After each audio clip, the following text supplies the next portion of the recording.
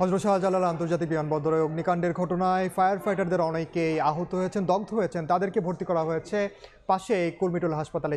এই মুহূর্তে সেখানে আছেন সহকর্মী সাইফুল রুদ্র। সরাসরি যাচ্ছে তার কাছে।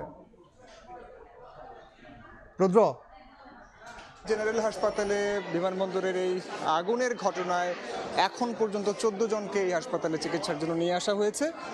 তার মধ্যে আনসার সদস্য আছেন 8 জন এবং স্বেচ্ছাসেবক আছেন 2 জন। সেই সঙ্গে বাংলাদেশ ফায়ার সার্ভিস এবং সিভিল ডিফেন্সের সদস্য আছেন 1 জন।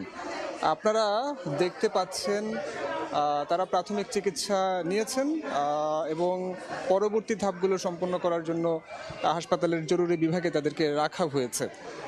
চিকিৎসকদের সঙ্গে কথা বলেছিলাম। চিকিৎসকরা যেমনটা বলছেন যে প্রাথমিক স্বাস্থ্য পরীক্ষা এবং প্রাথমিক যে চিকিৎসা সেগুলো দেওয়া হয়েছে এবং পরবর্তীতে বিশেষজ্ঞ চিকিৎসকরা তাদেরকে দেখবেন এবং দেখে সেই অনুযায়ী তাদেরকে ব্যবস্থাপত্র দেওয়া হবে এবং বাকি প্রক্রিয়াগুলো তারা সম্পন্ন করবেন।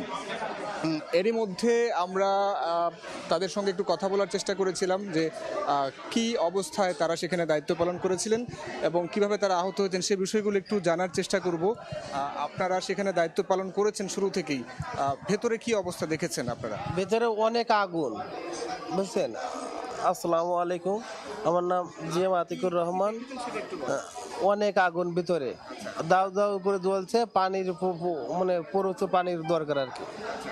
তারপরে অনেক সংকট, মানে ওই সময় পানি ছিল আর কি।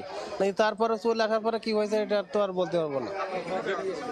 হ্যাঁ, আমি হয়েছি মনে করেন অসুস্থ লোক ছিল তো ভিতরে, আমরা ভিতরে চলে গেছিলাম আর কি। ওই ভিতরে ওই আগুন করেছে না, ওই আগুনের তাপে আমরা ওই গ্যাসের জন্য আমরা অসুস্থ হয়ে গেছি বেশিরভাগ। হ্যাঁ, গ্যাস ছিল আর কি। না, ওই ভিতরে সংবাদ নেওয়া সম্ভব হয়নি। আমরা ওই ফায়ার সার্ভিসের ওই পাইপ নিয়ে আমরা আগুন নিয়ন্ত্রণে নিয়ে আসার চেষ্টা করছিলাম। ওখানে একটা বিস্ফোরণ হওয়ার পরে একটা ধোঁয়া, একটা গ্যাস আসছিল। গ্যাস আসার পরে আমাদের শ্বাসকষ্ট শুরু হয় এবং অত্যন্ত বমি হয়। বমি হওয়ার পরে সেন্সলেস হয়ে আমরা মনে করেন সেন্সলেস হয়ে যায়, তারপরে আর বলতে পারি না।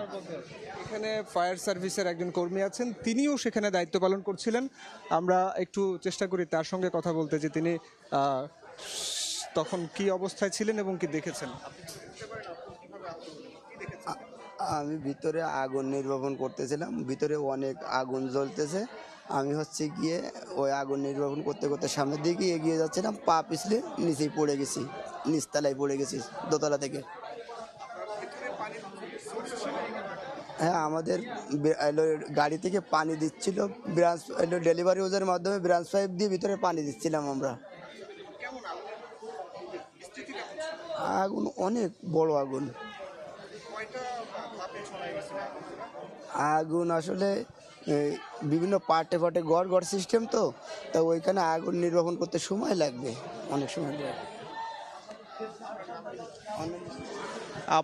আপনারা শুনছিলেন যে এখানে যারা দায়িত্ব পালন করেছেন তারা বলছিলেন যে কিভাবে সেখানে আগুন লেগেছে এবং আগুনের অবস্থাটা। আমাদের এখানে আরেকজন আনসার সদস্য আছেন, আপনি কিভাবে কি দেখেছেন?